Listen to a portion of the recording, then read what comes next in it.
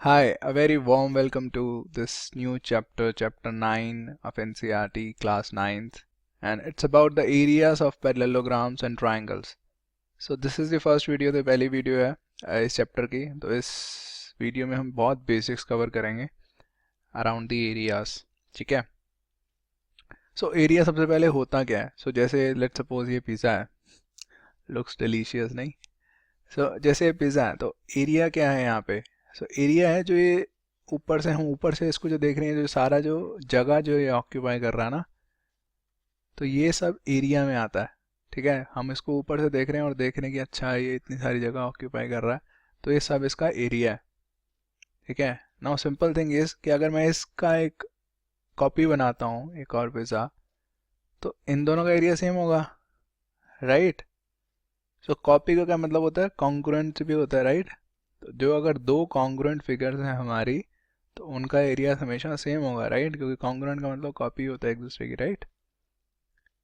ठीक है। And the second thing is, जैसे अगर मैं इस पिज़्ज़ा की बात करूं, या उस पिज़्ज़ा की बात है, कोई भी फिगर की बात करूं, तो जो इसका एरिया है, ये जो पीस जो निकल रहा है यहाँ से, ठीक है, और इसका एरिया जो बाकी पोर्शन है, इन दोनों का एरिया ऐड कर दूंगा, तो क्या मेरा पिज़्ज़ा का एरिया आ जाएगा? आ जाएगा, राइट? सो हम कहते हैं इस चीज़ को, सो पहले चीज़ ये है कि if A and B are two congruent figures, तो दोनों का एरिया सेम होगा। ठीक है। तो दो अगर कॉन्ग्रुएंट फिगर्स हैं, एक दूसरे की कॉपीज हैं, जैसे हमने पढ़ा हुआ है, तो उनका एरिया सेम होगा। ठीक है। सो काफ़ी ऑब्वियस ही चीज़ है। द सेकेंड थिंग इज कि if a planar region formed by a figure T, so planar region मतलब हम यहाँ पे एक प्लेन की बात कर रहे हैं, टू डायमेंशनल चीज़ के बारे में बात कर रहे हैं। तो जैसे अगर हम इस पिज़्ज़ा को ऊपर से देख रहे हैं, तो ऊपर से हमारे लिए टू डायमेंशनल ही है, राइट? जैसे एक टेबल के सरफेस को ऊपर से देख रहे हैं। अब हम इसकी मोटापे को नहीं देख रहे कितना मोटा है पिज़्ज़ा, ठीक है, बस ऊपर से देख रहे हैं। तो फिर planar region formed by figure T, let's say यही फिगर है हमारी पिज़्ज़ा की, जो सर्कुलर फिगर है, is made up of two non overlapping. तो नॉन ओवरलैपिंग का मतलब है कि ये जो अगर हमने पिज़्ज़ा का हिस्सा जो निकाला है, ये इसको हम, ये बाकी हिस्से से नॉन ओवरलैपिंग हो, मतलब ये ना हो कि हम एक ही हिस्से को दो बार काउंट कर लें। ठीक है। सो दोनों हिस्से अलग अलग होने चाहिए। Is made of two non overlapping planar regions figures P and Q. तो इसको हम बड़े वाले पार्ट को पी बोल देते हैं, इसको हम क्यू बोल देते हैं, और इस पूरे पिज़्ज़ा को हम टी बोल देते हैं। तो हमारा जो एरिया ऑफ पूरा pizza which is T is equal to area of one part and plus area of the other part. ठीक है। तो वैसे ही हम कोई भी फिगर बना सकते हैं। लेट्स से ये हमारी कोई फिगर है, ठीक है, इस पूरी फिगर को मैं टी बोल देता हूँ। नाउ इसको मैंने लेट्स से यहाँ से तोड़ दिया, ठीक है। तो नाउ इस टी का area will be equal to this का एरिया प्लस दिस पार्ट का एरिया, राइट? राइट। तो यहाँ से मैंने डिवाइड कर लिया। अब ये दोनों जो एरियाज हैं, let's call this P and let's call this Q, तो P and Q are non overlapping, right? On the other hand, अगर मैं इसको ऐसे डिवाइड करूँ, let me draw something, now let me call T, ठीक है, and let me call this, इसके ऊपर वाला एरिया सारा पी है, ठीक है, और इसके नीचे वाला एरिया, इस लाइन के नीचे वाला, ये डॉट्स वाला एरिया, ये क्यू है। नाउ हम बोल सकते हैं कि area of T is equals to area of P plus area of Q. क्या हम बोल सकते हैं ऐसा? नहीं बोल सकते, राइट? क्योंकि ये जो कॉमन एरिया है डबल काउंट हो जाएगा, पी में भी काउंट हो जाएगा और क्यू में भी काउंट हो जाएगा, राइट? राइट। तो इसलिए हम नहीं बोल सकते। तो इसलिए हम ये जो चीज़ बोलते हैं कि area of T is equal to area of P and Q, ये नॉन ओवरलैपिंग में ही हो सकता है। ठीक है। तो क्वाइट इंट्यूटिव है, समझने में आसानी है, राइट? अगर कुछ दिक्कत है तो यू कैन जस्ट रिवाइंड कर लो वीडियो को, ठीक है। नाउ ये हमारी दो पैरेलल लाइंस हैं। यहाँ पे मैं एक दो कॉन्सेप्ट्स, सिंपल से कॉन्सेप्ट्स के बारे में बात करना चाहता हूँ। सो ये लेट्स से हमारी दो पैरेलल लाइंस हैं, उसके बीच में मैंने फिगर ड्रॉ करी, ठीक है। तो ये जो फिगर्स है जो मैंने ड्रॉ करी है, ये इन दो पैरेलल लाइंस के एग्जैक्टली बीच में है, राइट, ठीक है। क्योंकि ये वाली जो ऊपर वाली साइड है इसकी ऊपर वाली पैरेलल लाइन के बिल्कुल ओवरलैप कर रही है, और नीचे वाली पैरेलल लाइन के बिल्कुल ऊपर है, right. Now let's me draw another figure. तो अब नाउ मैं इस ब्लू वाली फिगर और इस ग्रीन वाली फिगर के बारे में बात करूं तो मैं देख पा रहा हूं कि दोनों सेम पैरेलल लाइंस के बीच में है, राइट। दोनों रेड वाली और येलो वाली लाइंस के बीच में है, ठीक है। बट अगर मैं इस ट्राइंगल की बात करूं तो ये ट्राइंगल इन दोनों पैरेलल लाइंस के बीच में नहीं है। वैसे तो इन दोनों पैरेलल लाइंस के कहीं ना कहीं बीच में ही है, क्योंकि यहीं पे ख़त्म हो रहा है, बट इसका जो वर्टेक्स है वो यहीं पे ख़त्म हो रहा है, राइट। ये फिगर यहीं पे ख़त्म हो रही है, तो एक तरह से इसकी जो पैरेलल लाइन है वो यहाँ पे होनी चाहिए। ये इससे ऊपर है, राइट, रेड वाली इससे ऊपर है। सो इसको हम नहीं बोलेंगे कि ये इन दोनों पैरेलल लाइंस के बीच में है, इस ट्राइंगल को, ठीक है। वैसे सिमिलरली इस फिगर को भी मैं नहीं बोलूँगा कि ये जो ब्लैक वाली फिगर है मेरी, इसको भी नहीं बोलूँगा कि ये रेड और येलो वाली पैरेलल लाइंस के बीच में है। तो सिर्फ मेरी जो सेम पैरेलल लाइंस के बीच वाली फिगर्स हैं वो ये दोनों ही हैं, ये दोनों नहीं है, ठीक है। अब एक और चीज़ के बारे में बात करते हैं, सेम बेस के बारे में। तो ये जैसे हमारा एक क्वाड्रिलेटरल है ग्रीन वाला, अब इसके ऊपर मैंने एक रेक्टेंगल बनाया। अब नाउ तुम देख सकते हो कि इन दोनों का बेस बिल्कुल सेम है, ये वाली साइड इन दोनों की सेम है, ठीक है। तो इनको हम बोलते हैं कि दोनों figures have the same base, ठीक है, सिंपल। अब मैं ये फिगर बनाता हूँ और इसके ऊपर एक और फिगर, एक और क्वाड्रिलेटरल ब्लैक वाला बनाता हूँ, तो इन दोनों का भी देख सकते हैं कि यहाँ पे जो बेस है, ये जो साइड है, ये सेम है दोनों की। तो इन अगेन फिगर्स को हम बोलते हैं figures with the same base, ठीक है।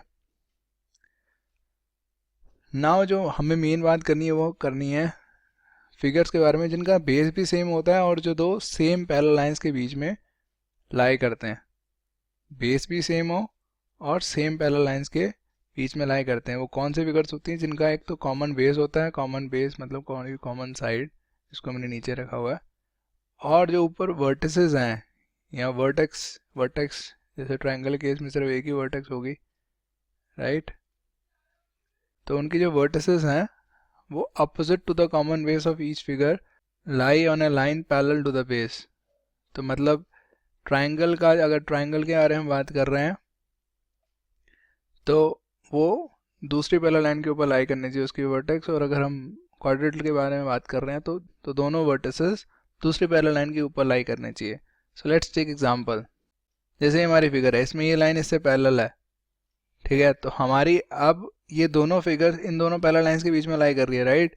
क्योंकि ट्राइंगल भी जो है उसकी जो नीचे वाली बेस तो सेम ही है, राइट, हमें बेस सेम चाहिए, और जो ऊपर वाली वर्टेक्स है जो इसके ऊपर लाई कर रही है, ठीक है। तो इन दोनों फिगर्स को हम बोलते हैं they are on the same base and between the same parallels, ठीक है। Now similarly these two figures, इनका भी बेस सेम है और दोनों सेम पैरेलल लाइन के ऊपर लाई कर रहे हैं। तो ये जो लाइन है ये इसके पैरेलल है, तो और ये दोनों फिगर्स की जो ऊपर वाली वर्टिसेस हैं वो एक ही पैरेलल लाइन के ऊपर लाई कर रहे हैं, ठीक है। Now let's look at some questions जिसमें हमारी अपने अभी तक जो हमने सीखा है उसके अंडरस्टैंडिंग टेस्ट करते हैं। तो एनसीईआरटी से क्वेश्चंस हैं। नाउ हमें इसमें बताना है कि क्या दोनों फिगर्स जो फिगर के अंदर हैं उनका सेम बेस है और सेम पैरेलल लाइंस के बीच में है। क्या इसको हम बोल सकते हैं कि इसमें जो एक ट्राइंगल है और एक जो हमारा क्वाड्रिलेटरल है, क्वाड्रिलेटरल यहाँ पे जो ट्रेपेजियम है वो सेम पैरेलल लाइंस के बीच में और सेम बेस में है, राइट, हम बोल सकते हैं, राइट, क्योंकि दोनों इन्हीं दो पैरेलल लाइंस के बीच में है और दोनों का सेम बेस भी है, ठीक है। व्हाट अबाउट सेकंड, इसमें बोल सकते हैं सेम बेस है और दोनों सेम पैरेलल लाइंस के बीच में है, नहीं बोल सकते, क्योंकि इसमें जो ये वाली फिगर है SMNR, इसका बेस तो सेम है PQRS से, बट ये इसकी जो ऊपर वाली जो साइड है जो दोनों वर्टिसेस हैं MNM, ये PQ के ऊपर लाई नहीं कर रही है, तो यहाँ पे किसी पैरेलल लाइन के ऊपर लाई करेंगे, right. So they are not between the same parallels, ठीक है। सो SMNR is not between the same parallels as PQRS. So this is these two figures are not the answer. What about figure 3? इसमें जो triangle है और जो quadrilateral है, which is a parallelogram here, वो क्या दोनों सेम बेस और सेम पैरेलल्स के बीच में लाई करती हैं? लाई करती हैं, राइट? सो इसमें अगर देखोगे, सो इनमें जो ट्राइंगल का जो बेस है QR ही है, which is also the base of PQRS, तो बेस सेम है। और अगर ये बेस है तो इसके अपोजिट हमें वर्टिसेस देखनी है, तो इसके अपोजिट वर्टेक्स ट्राइंगल की क्या है? T है, जो कि PS के ऊपर ही लाई करती है, राइट? तो इस केस में भी ये दोनों सेम बेस है PQRS का, तो इसमें बेस जो है हमारा ये वाला हो गया QR, और दोनों सेम पैरेलल्स के बीच में ये तो PS पे ऊपर है ही, इसकी साइड ये, और ट्राइंगल का जो वर्टेक्स है T वो भी PS के ऊपर लाई करता है। So this is one of the answers. What about this figure? So इस केस में हम देख सकते हैं कि जो ट्राइंगल है QRP वो BC और AD के दो पैरेलल्स के बीच में लाई करता है, राइट? एक इसकी जो वर्टेक्स है यहाँ पे और बेस BC के ऊपर लाई करता है, बट हम देख पा रहे हैं कि इसका बेस सेम नहीं है, right? PQ is not same as BC, right? तो बेस सेम नहीं है, तो मतलब ये हमारा आंसर नहीं है इसमें, राइट? हमें सेम बेस चाहिए और सेम पैरेलल्स के बीच में चाहिए, right? Now let's look at this figure. अब इसमें पहले तो आइडेंटिफाई करो कि हमारी दो फिगर्स कौन कौन सी हैं, दो क्वाड्रिलेटरल्स या ट्राइंगल जो हम बात करना चाहते हैं वो कौन से हैं। तो इसमें हम दो क्वाड्रिलेटरल्स बात कर सकते हैं, एक तो APCD and ABQD, right? So now again हम APCD और ABQD को देखें तो इनका बेस सेम है, AD है, राइट? और दोनों सेम पैरेलल्स के बीच में AD और BQ के बीच में लाई करते हैं, राइट? PC दोनों BQ के ऊपर ही हैं। सो अगेन ये दोनों भी जस्टिफाई करते हैं। Let's look at this last figure. इस केस में हमें कुछ नज़र आ रहा है कि यहाँ पे सेम बेस और सेम पैरेलल्स के बीच में दो फिगर्स हों। तो यहाँ पे एक्चुअली तुम देखोगे तो यहाँ पे कोई फिगर ऐसी नहीं निकलेगी जो दो फिगर्स जो सेम बेस पे भी हों और सेम पैरेलल्स के बीच में हो, ठीक है? So this is not the answer. So that is it for this video. Thank you very much. See you in the next video.